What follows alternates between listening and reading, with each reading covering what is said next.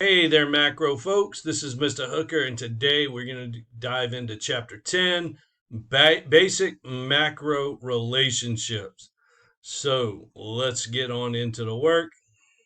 So, we're going to look at the relationship between income, consumption, and savings. I really think there's been a missed opportunity for economists here.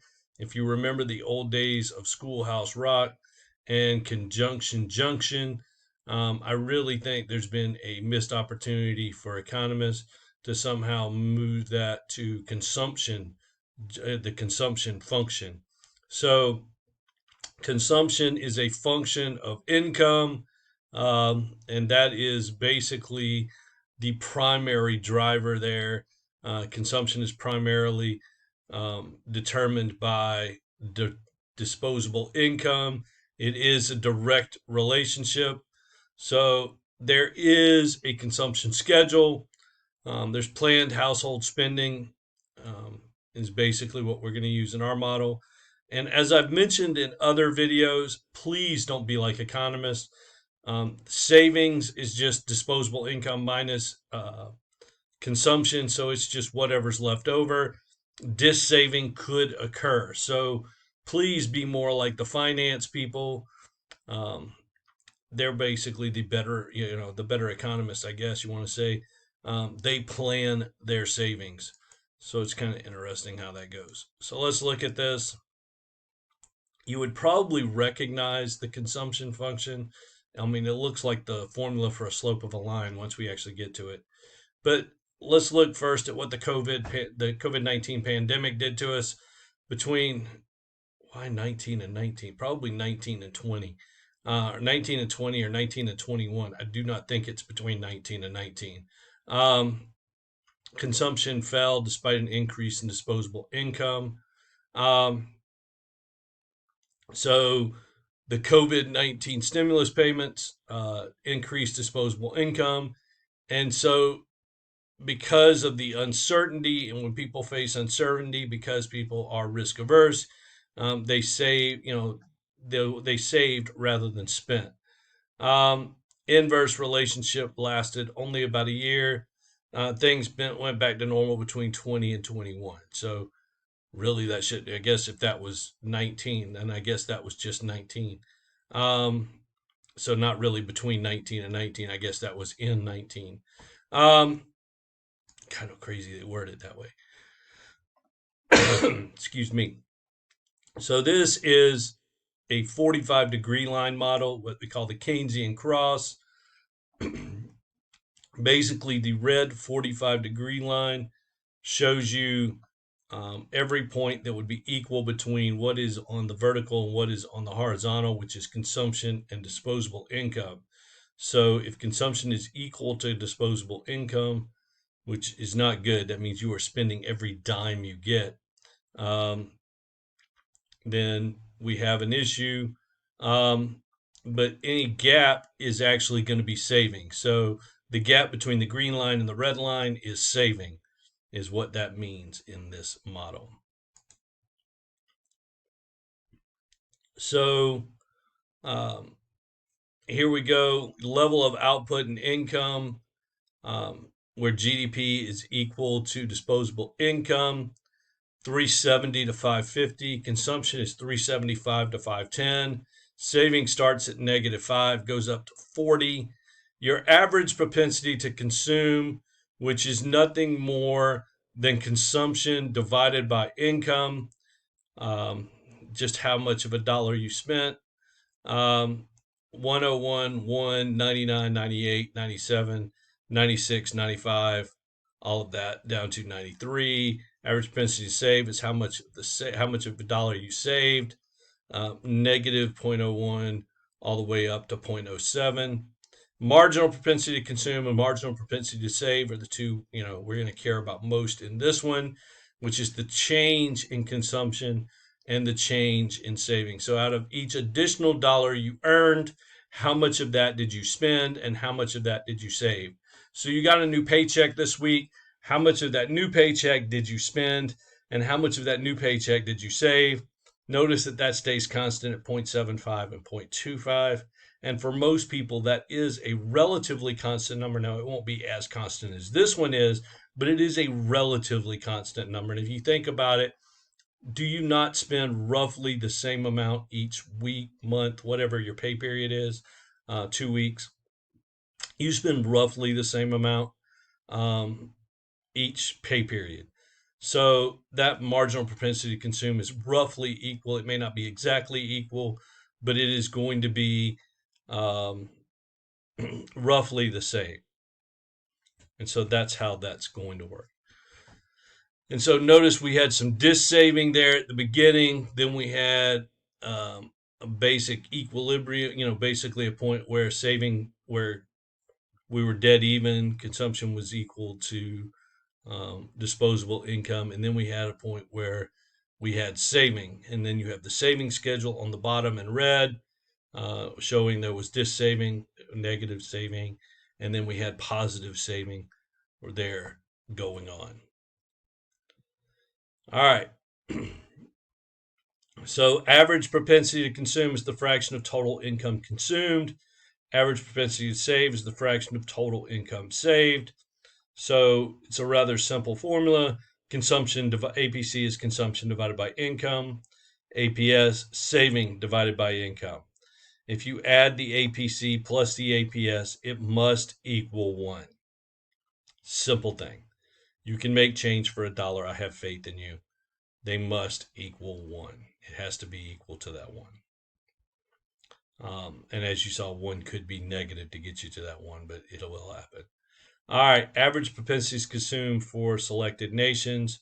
Greece is at 105, Finland at 95, UK somewhere just over 90, Japan a little over 85, so about 88, Korea just over 85, maybe 86 or so, Canada about 86 or so, France about 84 or so, the US somewhere around about 82 or so, Mexico somewhere probably about 80, and China barely at 65. So there are your APCs in 2020. Now, your marginal propensity to consume, the proportion of a change in income consumed. Your MPS is the proportion of a change in income saved.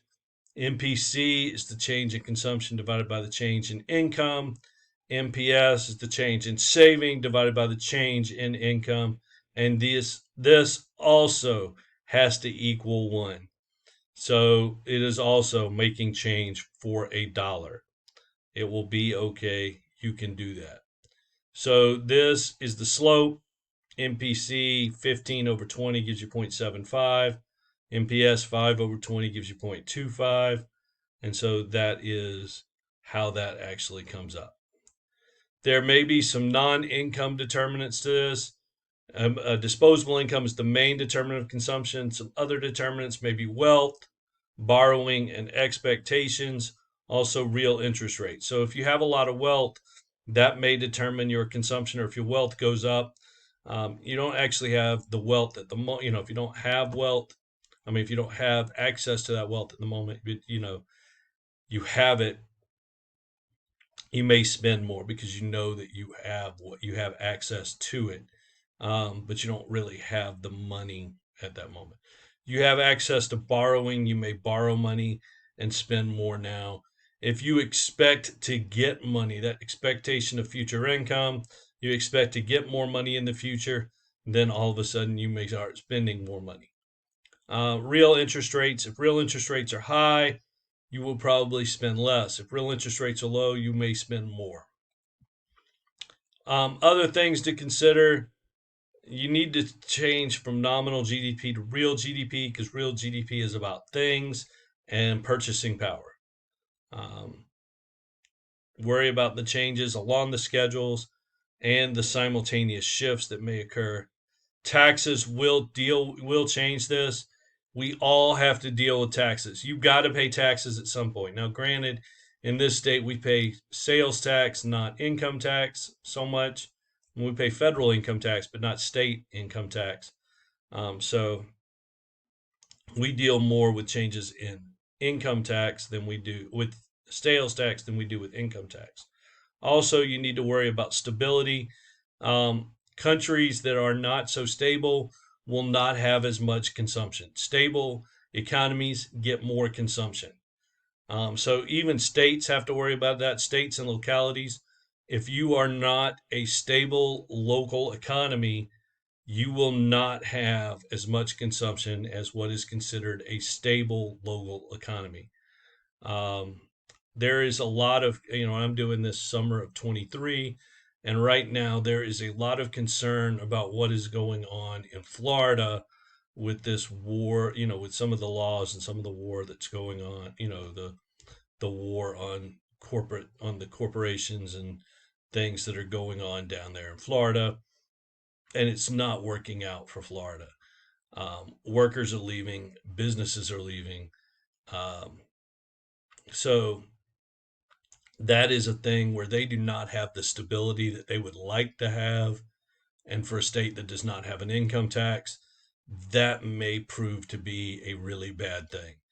Um, I think I've mentioned it in another video about what happened to Kansas a number of years ago when Brownback decided to basically eliminate their income tax, and they went to what people called Brownbackistan, and they did not have money. And so uh, if people leave, enough people leave, and people don't come, this could turn out to be a disaster for Florida. It'll be interesting to watch. Paradox of thrift. This is a theory that basically what is good for you is not good for everyone. So it is good for you to save.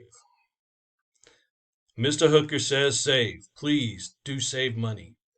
What is not good is if someone says, hey, everybody in town needs to save 20% of their income. For the good of the world, we all need to save 20% of our income. And if everybody in Knox County started saving 20%, started putting 20% of their income into savings, it would almost immediately kill the Knox County economy. Just saying. That is the paradox of thrift. What would basically happen is if you decrease the basically you've got consumption and savings equals income. And so if you're taking away some of what would have been consumption and putting it in savings, then now you're taking away what would have been some of that money going into consumption. Firms aren't getting that money. And if they aren't getting that money, they aren't making sales. And if they aren't making sales, then they don't need to make as much stuff next year. If they don't need to make as much stuff next year, they don't need as many people working. So they're going to lay off some workers, which means that some of you people in Knox County, or some of us people in Knox County, are basically going to get laid off. And now you have less income in Knox County. And so as income goes down and you're still trying to save 20%, so now you're saving 20% of a lesser number, boom. And, now there's even less people buying stuff. And they're like, oh Lord, this still isn't good. We're going to lay off a few more people, round 2 of layoffs. And, now even more people are laid off, and we're still trying to save 20% because they're still saying, hey, y'all need to save 20% for the good of the economy, yada, yada. And then we're going to get round 3 of layoffs, and you'll see where this goes. We're going to keep going with this. This is the paradox of thrift. So the idea that, yes, it is good for you to save. It is not good for everybody around you to save. So luckily, there's smart people and then there's not smart people in the same room. So it just happens to be that way. So shifts of consumption and saving schedules. So you notice that if we start there at C0 and S0, if C moves down, if we decrease consumption, then savings must go up. So Z0 to C2 means that we go S0 to S2, and C2 is down and S2 is up. If we go C0 to C1, which is an increase in consumption, that is a decrease in savings. So those must go in opposite directions. If consumption goes up, savings must go down. If consumption goes down, savings must go up. That is just how that works. All right. So the interest rate investment relationship, low interest rates give us high rates of investment. High interest rates give us low rates of investment. It's all about the expected rate of return. If you get a high expected rate of return, you think, well, if I'm going to get a lot of money out of it, I need to invest at low interest rates. If I can invest at higher interest rates, but if my expected rate of return is a little bit less, I have to invest at low interest rates.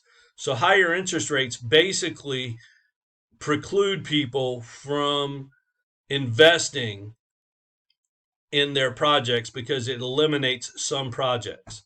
So, and we'll talk about some crowding out that occurs with that as well. You have to deal with the real interest rate and an investment demand curve. So here we go. At an interest rate of 16%, there is no investment. And on down to at 0%, there is $40 billion worth of investment. So that is how that goes. So there's more investment at 0 than there is at 16%, just because at 16%, nobody thinks they can make any money borrowing money at 16% when they also have to make money on the project they're doing. So that's the way that works. So shifts in the investment demand curve, you've got acquisition, maintenance, and operating costs on the capital you buy. You also have to pay business taxes. There could be technological change. So what if you buy a new piece of capital here in 2023, right? You buy a brand new piece of capital that costs you like $10 million. And in 2024 or even 2025, doesn't really matter because your capital is supposed to last you 30 years. 2024, 2025, or even 2026, a brand spanking new piece of capital like that comes out and makes yours obsolete. You are into a 30 piece of capital that now is just as good as a paperweight. You're 2 to 3 years into it. You've got to hold on to it for another 28, 27 years. You can't pay it off. You don't have the money to pay it off, but it's basically obsolete. Technological change can just blow you up. And there's no way they were going to tell you that because they needed to make sales. So just a thing that happens. They may tell you within 6 months, but they're not going to tell you 2 years in advance. Stock of capital goods on hand. What's the stock of capital goods in an economy? So we've got to have a stock of capital goods, and it may not, recently in the U.S. over the last 40 years, we have not produced the capital goods in this economy that we really needed to. So we do need to increase. I mean, we're starting to, but we need to increase even more the amount of capital goods in the U.S. Planned inventory changes. So, there has to be some inventory overturn, and so there's planned and then there's unplanned. And what are the expectations for the economy? And that's where like consumer confidence comes in and those kinds of things. And what are people's expectations and what are firms' expectations for the economy? And so confidence comes into that. So shifts in the investment demand curve, just like before. Right is an increase, left is a decrease. So there is that. Instability, there are the variability of expectations. Different firms expect different things, which happens with any demand curve usually. What is your durability of your investment? I mentioned the irregularity of innovation just a minute ago when I talked about technology. But yeah, so if you bought something and all of a sudden it becomes useless, it becomes obsolete 3 years in, you've got problems. And there's no real good way to prepare for that. But you have to think about those kinds of things when you're buying capital, and the variability of profits. So your multiplier effect, the change in spending changes real GDP more than the initial change in spending. And the idea is that money is spent multiple times. So the multiplier determines how much larger the change will be. The multiplier is the change in real GDP divided by the initial change in spending. So the change in GDP is equal to the multiplier times your initial change in spending. So let's look at some things here. So in this class, well, not in this class, but in this slideshow, the multiplier is always going to be 0.75, which means the MPC is going to be 0.75, which means your multiplier is always going to be 4. So you have an increase in investment of 5, which means, in the first round, change in income's 5, second round, 375, third, 281. In the end, it's 20. So 5 times 4 gives you 20. That's your multiplier. So 4 is your multiplier. So a way to figure that out, multiplier and your MPC are directly related. Large MPC results in larger increases in spending. The multiplier and your MPS are inversely related. A large MPS results in smaller increases in spending. So your multiplier is 1 over 1 minus the MPC, or 1 over the MPS. So for our 0.75 MPC, it's 1 over 1 minus MPC, or 1 over 0.25, 1 over 1 minus 0.75, or 1 over 0.25, which gives us 4. If you did 0.8 MPC, it'd be 1 over 1 minus 0.8, or 1 over 0.2, which would give you 5. Okay? Some other multipliers that matter. The tax multiplier. If the government decides to change the tax rate, that also affects consumption. The formula for the tax multiplier is negative MPC divided by the MPS. So with this 0.75 MPC, it would be negative 0.75 divided by 0.25, or negative 3. So the tax multiplier will move opposite the tax change. And then there's the balanced budget multiplier. If the government undertakes a government spending program and pays for it with an offsetting increase in taxes, there's a multiplier of 1. Balanced budget multiplier is the spending multiplier plus the tax multiplier, and that's going to equal 1. So for an MPC of 0.75, it'd be 1 divided by 0.25 plus negative 0.75 divided by 0.25, which was 4, plus negative 3, which is 1. It will always be 1. You can do the math, and I've had students do the math because, well, they don't trust it, but it's always 1. It is what it is. So some common MPCs and multipliers: 0.9 is 10, 0.8 is 5, 0.75 is 4, 0.67 is 3, technically 3.33, and 0.5 is 2. How large is the actual multiplier? So the actual multiplier is lower than the model assumes. Consumers buy imported products, households pay income taxes, and there is inflation. So the real life multiplier is somewhere between 0 and 2, depending on what the project is. So it is way low. It just depends on what kind of project it is. So toppling dominoes, the last word here, that's just a humorous example of the multiplier.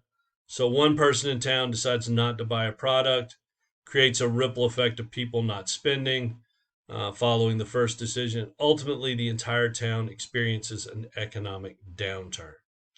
All right, that is chapter 10. Y'all have a great day. I will see you in chapter 11.